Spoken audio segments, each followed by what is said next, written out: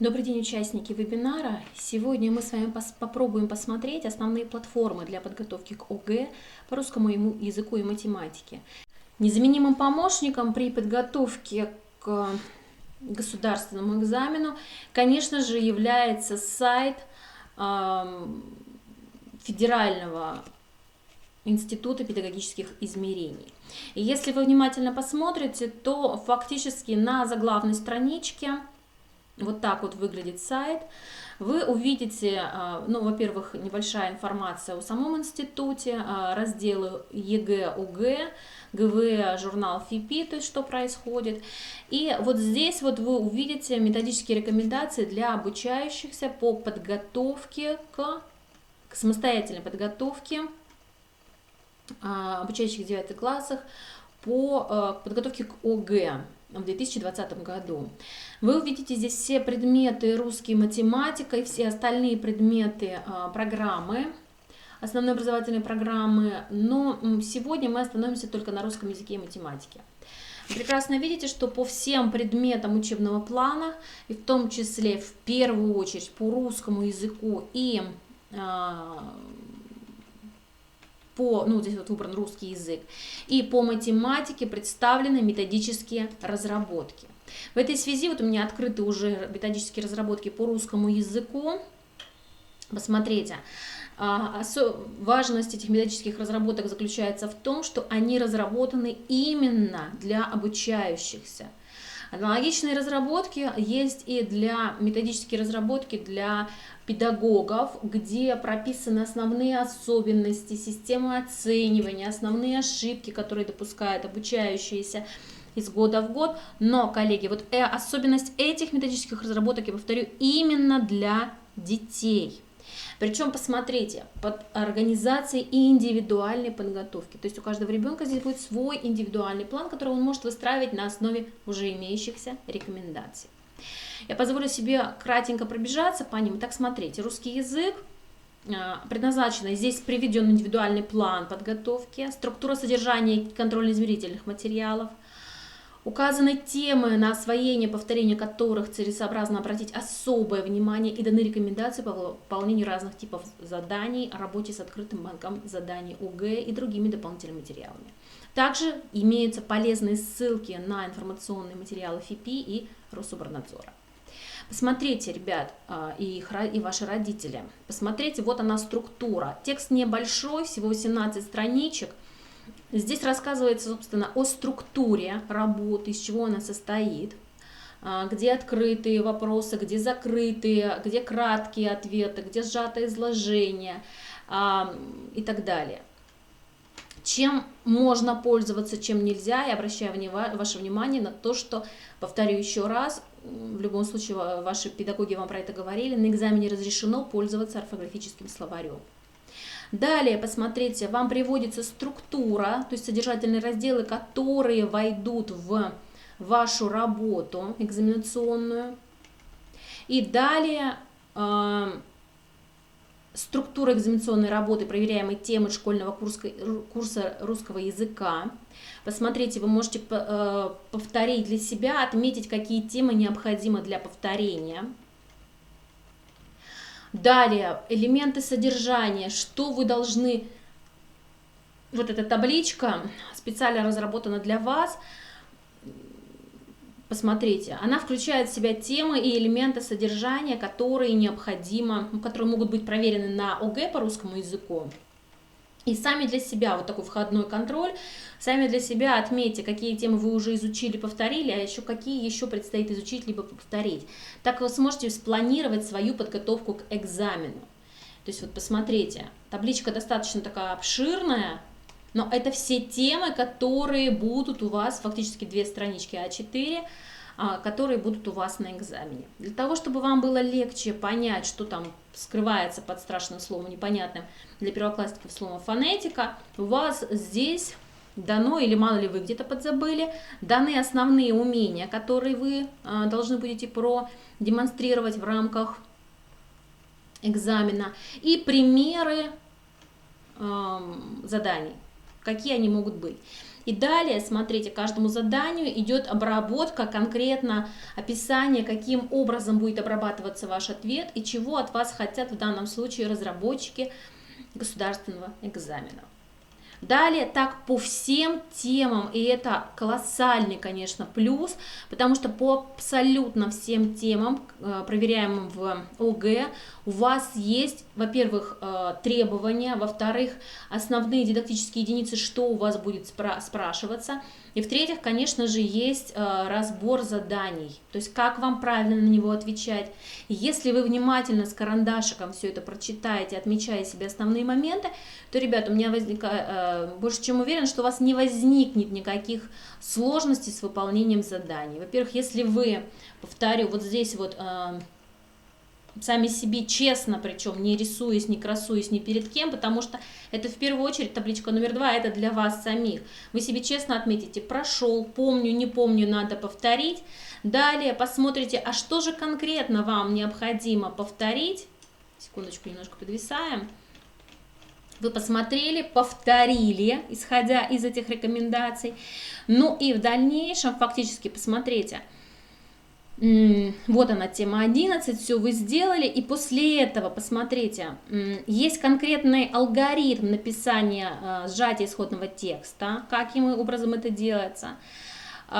И, собственно говоря, дается определение, что такое сочинение рассуждения, это задание, напоминаю, 9.1, 9.2, 9.3, где вы можете посмотреть, что конкретно проверяется и для чего, и каким образом. Далее, посмотрите, дается система оценивания, чтобы вы же обычно спрашиваете, какой вес у этого задания, какой вес у этого, и, соответственно, вот здесь вы это как раз и видите, ребят. И далее он вам показывает, что вот эти методические рекомендации, либо автор-разработчик показывает, какие ссылки можно использовать, собственно говоря, при подготовке. Один из этих сайтов, кстати говоря, я немножко забыла. Итак, смотрите, FIPI Materials, мы сейчас на них пройдем. Здесь мы говорим о том, что в ОГЭ, посмотрите, есть открытый банк заданий.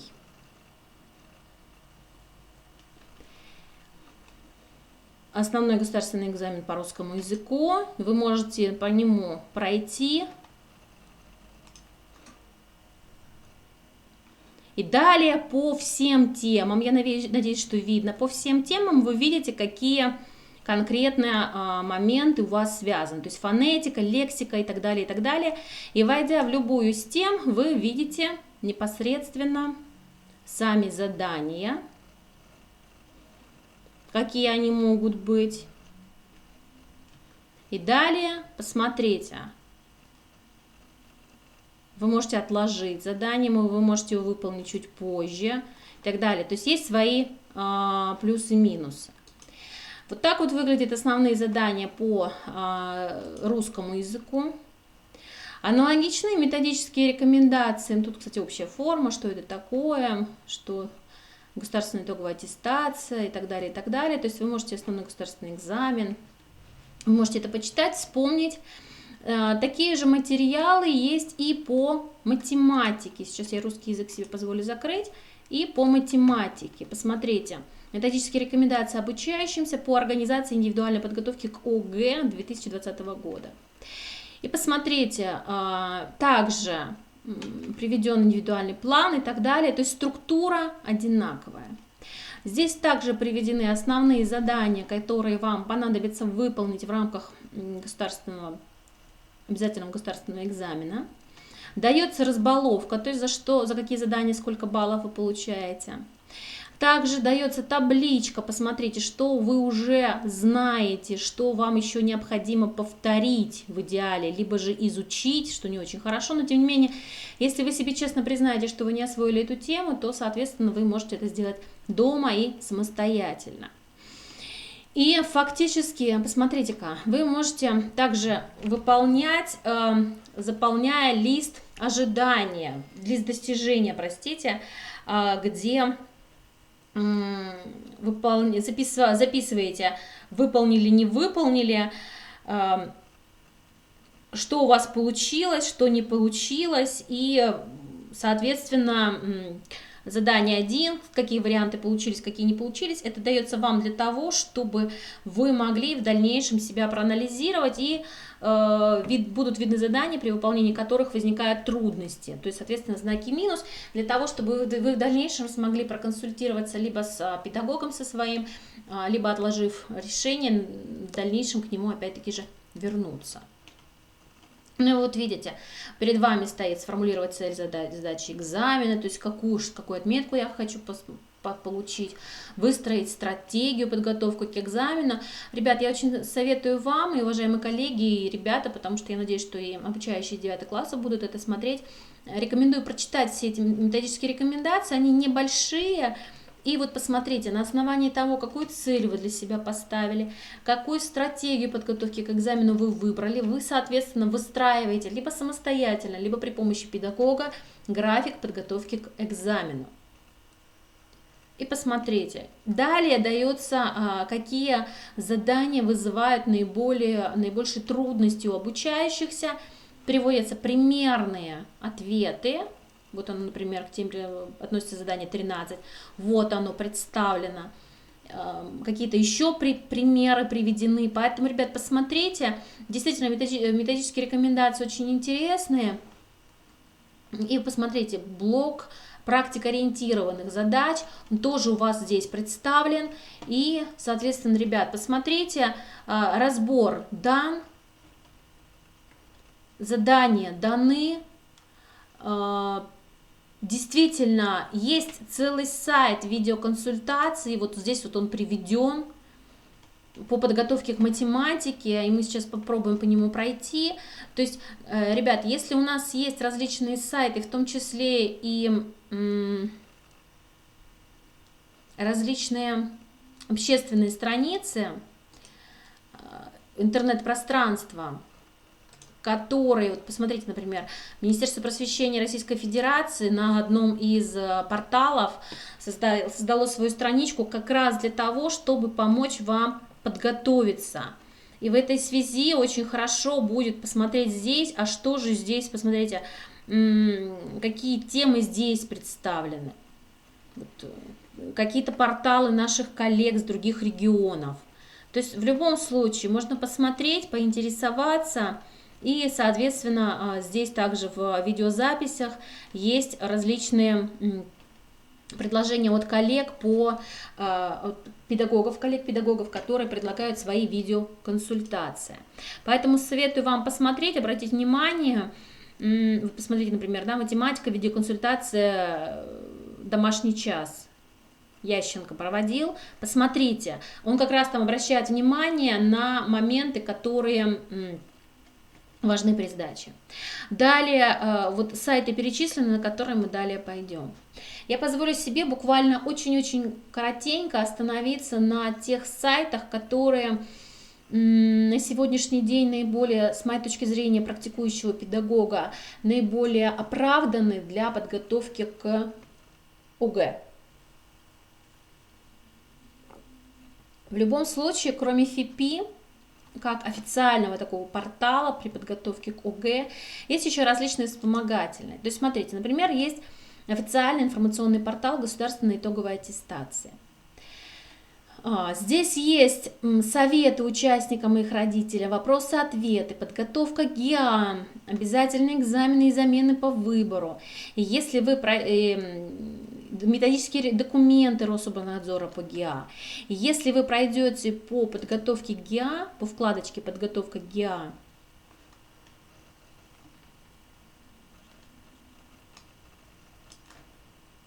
я позакрываю все лишние странички пока.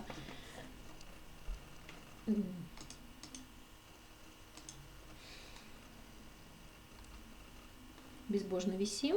Итак, смотрите, экзаменационные материалы, демонстрационные варианты. Вы можете все это прорешать и просмотреть еще более внимательно, ознакомиться с демонстрационными версиями экзаменационных заданий. То есть посмотрите еще раз и этот сайт в том числе. Здесь самая последняя информация по обязательному государственному экзамену. Далее, я не могла пройти мимо, конечно же, уже знакомого вам сайта, портала Российской электронной школы. Я напоминаю, что здесь есть все предметы по всем классам. Этот портал поможет вам подготовиться то есть мы, например, выбираем предмет, лучше выбирать по предмету. Почему? Потому что не все темы, которые необходимы вам в обязательном государственном экзамене, проходились именно в 9 классе. То есть, может быть, что-то было в 7, 8, потому что экзамен этот за уровень.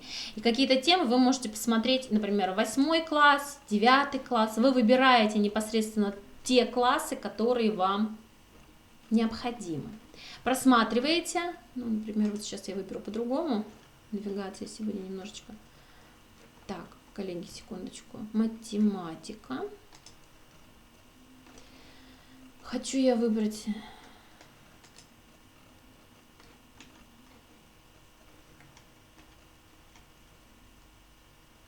Почему-то вот не срабатывает все, но еще буквально утром оно срабатывало. Сейчас, секундочку. Ну, к примеру, вы можете посмотреть здесь тренировочные задания, контрольные задания B1 и B2.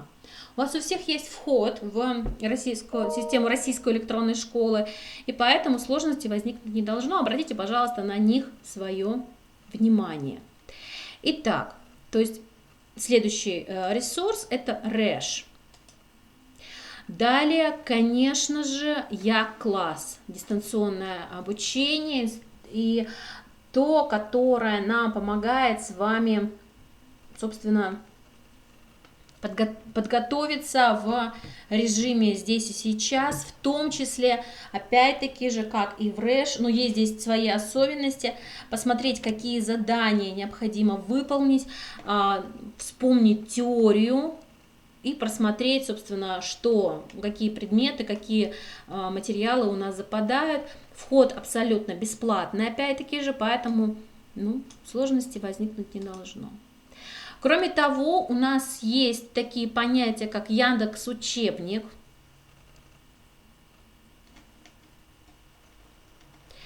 И Яндекс.Репетитор. Попробуйте, зайдите на них, они тоже очень хорошие. Если вы хотите повторить теорию, то вам необходимо, и в этом очень хорошо может помочь, библиотека видеоуроков школьной программы «Интернет-урок».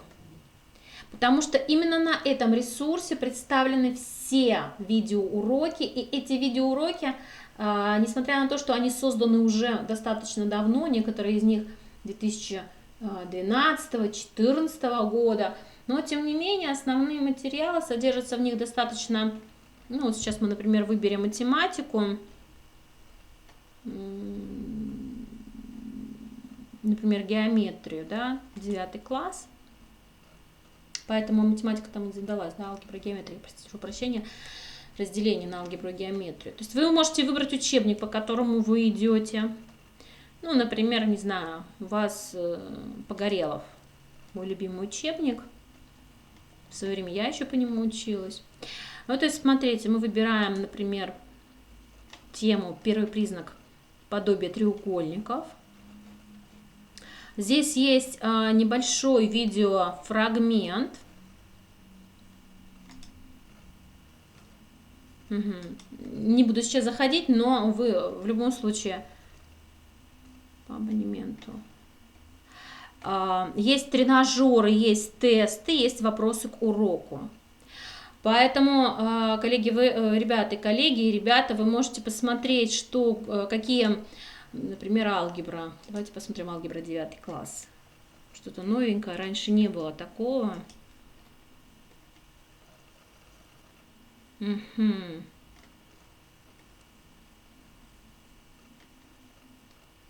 Если вы войдете под учетной записи вашей школы, вам нужно просто зарегистрироваться от школы, и никаких сложностей возникнуть не должно. То есть вот интернет-урок тоже вам ресурс в помощь. Это какое-то нововведение у них на сайте.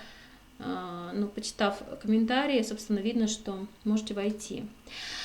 Далее еще одна обновленная система, которая стала нам доступна в связи с сложившейся ситуацией в стране, это 1С образование 5 школа. Вы видите, что здесь написано, что фирма 1С предлагает школам, муниципалитетам и региону России до конца текущего учебного года бесплатно, оперативно развернуть систему дистанционного обучения школьников на основе системы программы 1С образования 5 школ. Фактически, в чем плюс? Плюс системы 1С заключается в том, что эта система позволяет индивидуально сопровождать каждого обучающегося, причем это делает тьютор, закрепленные от компании 1С за каждым обучающимся. То есть ребенок, ситуация следующая, система, зарегистрироваться несложно, вы здесь регистрируетесь, не нужно даже подтверждение вашей учетной записи, например, от образовательной организации, вы как частное лицо, как родитель, как ученик, как педагог можете зарегистрироваться. Единственный минус, что срок регистрации длится до суток, в течение суток вы получаете письмо подтверждения. Итак, выходя на эту страничку, вы выбираете предмет, выбираете класс, выбираете тему, которую хотите пройти. И после каждой темы, причем теоретический материал представлен очень интересно и разнообразно, после каждой темы есть определенный формат заданий на закрепление данной темы.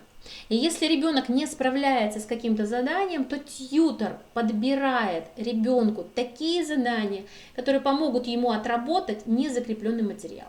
И пока ребенок не отработает непонятый, недопонятый материал, система не позволит ему пойти дальше.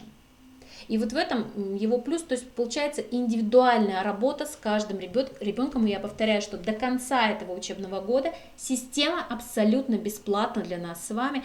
Система уникальная. Задания удивительные, действительно подобраны очень креативно и очень, простите за мой вот такой вот, очень интересно для каждого ребенка. Проходили для уровня и начальной школы, второй класс, и пятиклашки смотрели задания для пятиклашек, и вот 9, 11 классы. У меня просто в восторге от этой системы, поэтому посмотрите, попробуйте. Далее, конечно же, у нас есть еще такой формат «Моя школа в онлайн», который содержит все учебные предметы 4 четверти.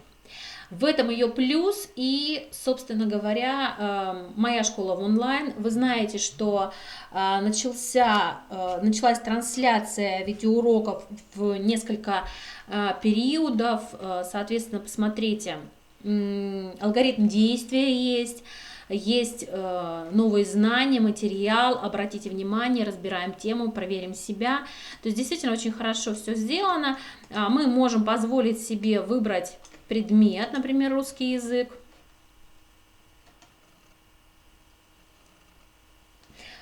Плюс в том, что здесь есть помощь. Если у вас возникают какие-то вопросы, то вы можете его тут же задать.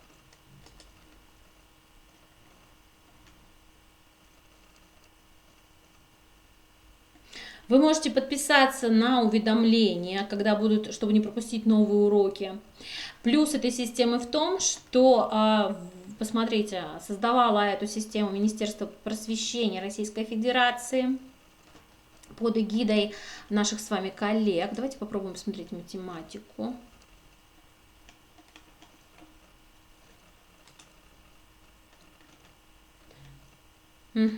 Посмотрите, есть основные темы. Коллеги обещали, что до 30 апреля будут все предметы по всем темам. Поэтому смотрите, если вы здесь действительно оставите ваш e-mail, то вам будут приходить новости, что там загрузился такой-то предмет или такой-то предмет. Плюс в том, что здесь каждому уроку в этой системе «Моя электронная школа» или «Моя школа онлайн» подтверждены теоретически все темы, есть определенные развороты страниц из учебников, издательство «Просвещение», посмотрите, русский язык, русский учебник, графа, метанографа, издательство «Бином». То есть всех этих издательств есть учебная литература, которая подкрепляет теоретический материал. Материал интересно подан, и поэтому достаточно также интересен будет для изучения. Кроме того, фактически предпоследний ресурс, с которым я вас хочу познакомить, это Московский центр качества образования. Разработал ресурс по подготовке так называемой акции ЕГЭ из года в год.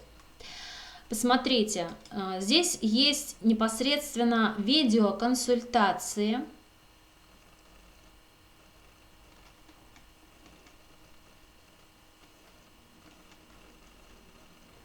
По всем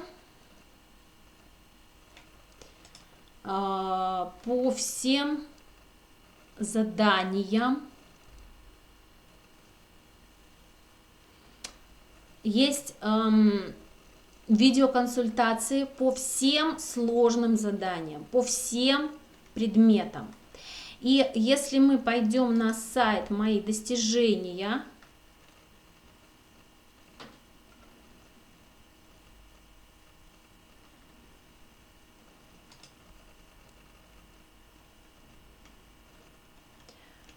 и здесь мы увидим «Мои достижения» — это сервис, который помогает проверить знания по любому предмету и классу. Фактически в него вы можете, войдя в эту систему, зарегистрироваться абсолютно бесплатно. Вы можете посмотреть подготовка к государственной итоговой аттестации. Здесь есть тренажеры по заполнению экзаменационных бланков. У вас сразу пройдет диагностика по предметам. Причем, посмотрите, с 1 по 11 класс. Результаты аналитика у вас будет сразу видна, вы все сразу увидите. Есть тренажеры по подготовке к ГИА и есть видеоконсультация. Я сейчас позволю себе включить небольшое видео, чтобы вы услышали основные моменты.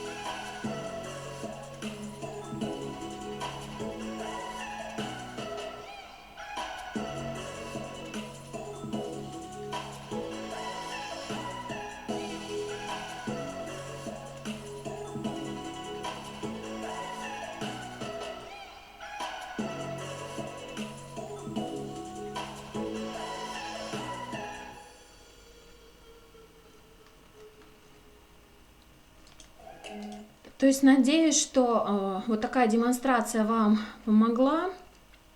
Посмотрите, попробуйте действительно. Зайдите, хотя бы посмотрите. Сервис действительно очень интересный. Во всяком случае, ту информацию, которую я просмотрела, те предметы, которые я просмотрела в своей предметной области, мне они показались доступными, полезными, интересными и важными. Причем очень доступным и легким языком объяснены. Поэтому посмотрите. И последний ресурс, он, наверное, такой, знаете, более развивающий, наверное. Это ресурс МЕЛ, 188 полезных ресурсов для подготовки к ЕГЭ и ОГЭ. Сайты в целом и так далее, так далее. Но, что мне больше всего понравилось, это, конечно же, сайты по подготовке непосредственно по предметам. Например, русский язык, есть определенное количество сайтов. Физика, математика, то есть мы зададим, тут есть абсолютно все предметы. история, моя родная любимая, география, математика, обществознание, литература и все, причем не только ОГЭ, но и ЕГЭ.